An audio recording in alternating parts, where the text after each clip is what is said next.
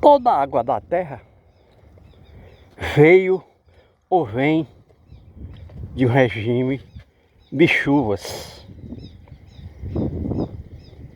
já que a molécula de água foi montada na atmosfera da Terra, sim, no estado gasoso. A água, 2 átomos de hidrogênio e 1 átomo de oxigênio, H2O. E a partir do momento que a temperatura na atmosfera permitiu a condensação da água, formando nuvens. E quando as nuvens estavam super saturadas de água, ou seja, com a grande massa de água, essa água se precipitou em forma de chuvas. Então a nuvem com água se dissolveu quando encontrou as condições ambientais ideais na atmosfera, e essa água se precipitou na litosfera, aqui na terra, no chão. E aqui essa água tomou vários destinos por uma lei da física que a gente chama ciclo da água. Vários elos se constituem, o filtro se constitui de vários elos. Uma parte dessa água formou rios.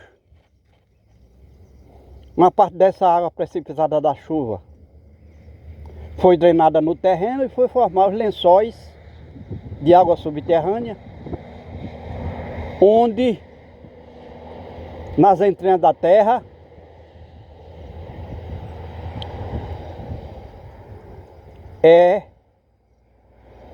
o terreno é impermeável, onde a água não pode penetrar, como por exemplo no lajedo, ou até mesmo em alguns tipos de solos, de argila, onde a água não tem acesso, não penetra, não é drenada. E a partir do momento que existiu água no estado líquido, se formou a vida animal e vegetal, enquanto os micro-organismos foram criados na água no estado gasoso. E essa água, essa molécula de água que foi formada na atmosfera, se precipitou em parte na terra, onde foi possível criar os micro-organismos a partir dessa água, da água no estado gasoso. Então, quando essa água se precipitou na forma líquida, no estado líquido, é que foi possível criar animais e vegetais. E tudo começou, tudo teve um começo na Terra, inclusive a própria Terra, que segundo estudos científicos foi formada há 4 bilhões e 500 milhões de anos. E cientificamente sabe-se que a vida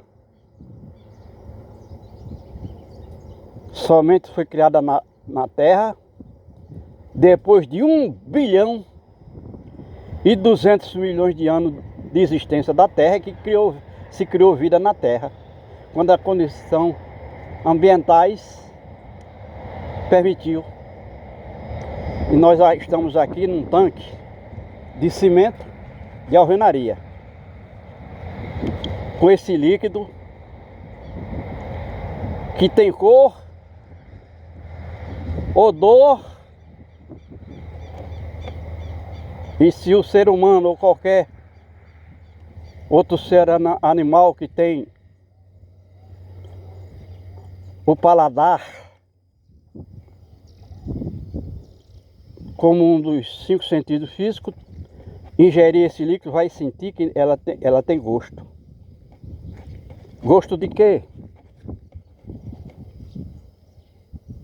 Gosto de plantas aí dissolvidas, folhas que caiu do juazeiro e apodreceu a matéria orgânica aí, a matéria orgânica vegetal.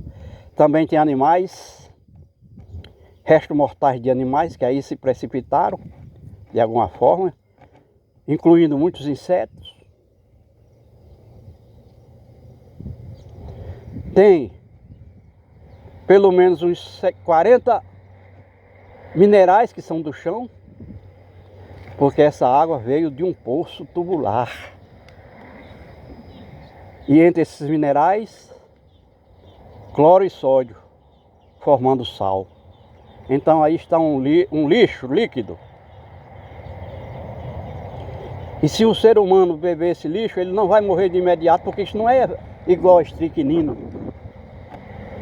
mas vai trazer danos ao organismo humano, porque o ser humano é um ser vivo de água doce no estado líquido. Água sem lixo. Tem que ser água pura, água potável, como se diz. E então isso aí não serviria para o homem matar a sede. Ele poderia de imediato matar a sede, mas a gente sabe que beber água salgada, além de destruir os rins com o tempo, não mata a sede. Porque o sal vai bloqueando, vai inibindo a água no sangue humano, vai alterando a composição, o sal vai fazer isso. E aí quando a gente sente sede, ao comer sal a gente sente sede, porque o sal tem essa característica. Nós estamos falando do cloreto de sódio, mas tem outros sais, inclusive o nitrato de sódio, muito comum aqui no chão. Então o sal é da terra. E essa água, vamos chamar isso aí de água, que está aqui, é proveniente da chuva em algum momento da existência da terra. Ela veio da chuva, e ainda hoje vem, e penetra no chão para formar os lençóis, e o homem cava um poço. Aqui se cava poço até com 100 metros de profundidade, não tem líquido algum, mas aqui nesse caso aqui foi cavado um poço com 65 metros, se encontrou esse líquido lá embaixo, que o homem coleta por intermédio de uma bomba elétrica, suga essa água do poço por intermédio de um êmbolo que faz a sucção desse líquido, colocando aqui em cima desse tanque. Então não é água, embora nós sejamos seres vivos de água doce, fora dos oceanos somos seres vivos de água doce. Comemos, bebemos e respiramos água doce no estado líquido. Então o homem cavou esse poço com a máquina chamada de perfuratriz, encontrou esse líquido e ele bota esse líquido aqui para o gado beber. Só que no momento não tem gado algum, porque o pasto está seco, morto, e mesmo que tivesse água, esse líquido para ele matar a sede, não tem comida para ele matar a fome, não tem pasto. Embora tenha chovido aqui frequentemente, até 5 milímetros de chuvas desde janeiro, intercalado com algumas chuvas de até 50 milímetros em 24 horas. o pasto tem vida curta. Todas essas plantas que tá vendo aí seca, mesmo que tivesse caindo aqui um dilúvio, muita água da chuva, ela estaria morta. Só que o fato de ter a chuva, sementes irão germinar. Então se aqui, por exemplo, tivesse com esse solo úmido durante os 365 dias do ano, a cada 100 dias essas plantas se renovam. E quando a gente diz que ela se renova, é que algumas morrem e semente delas vão germinar e vai brotar vida. A gente está mostrando aqui que tudo tem um jogo com as leis da natureza, para que a vida seja criada e mantida.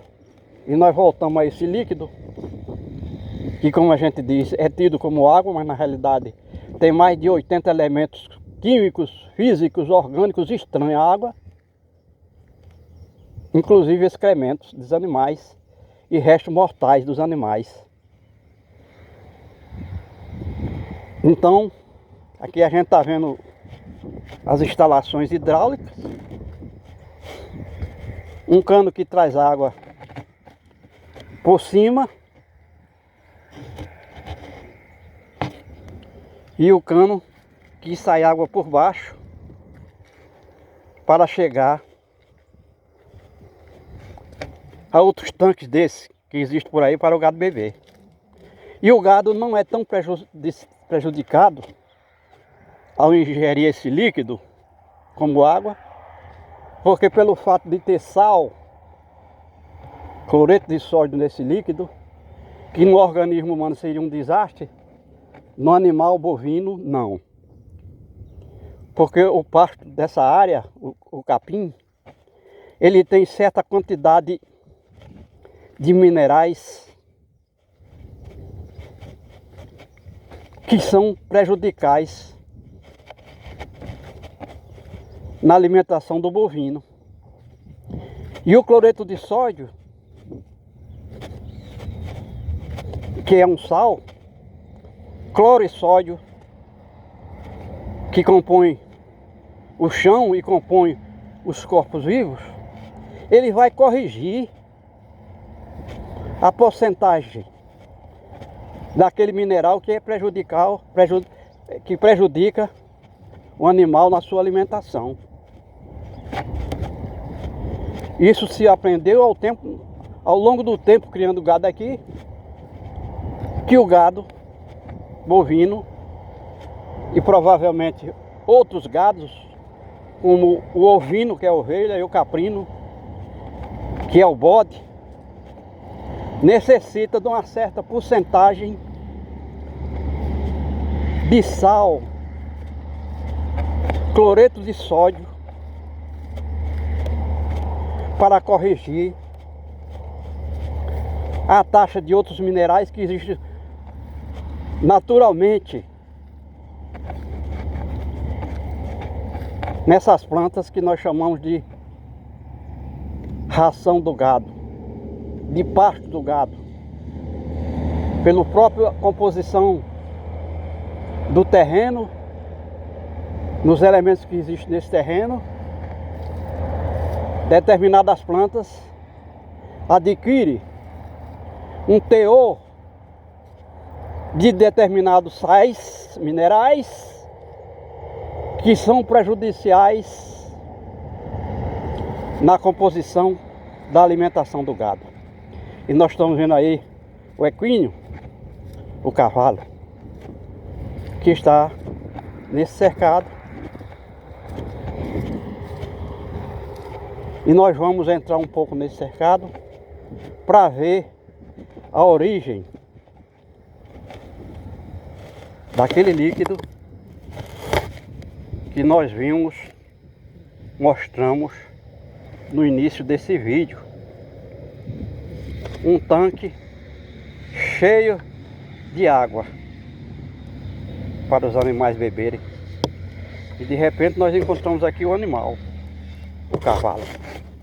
E nós precisamos mostrar tudo. porque o nosso trabalho é um trabalho de educação ambiental científica. E tudo que nós estamos mostrando aqui é real, ao vivo, não é suposição. E aqui até nós estamos mostrando o caminho das formigas. E a gente sabe que a formiga só sai do seu formigueiro para buscar alimentos. E por que essa formiga foi procurar alimentos? Porque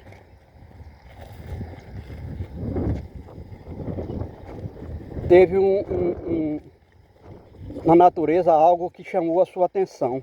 Ou seja, quando a umidade do ar sobe além de 80%, significa que tem nuvens com água no céu, e essa água que está na atmosfera é fornecida pelas nuvens.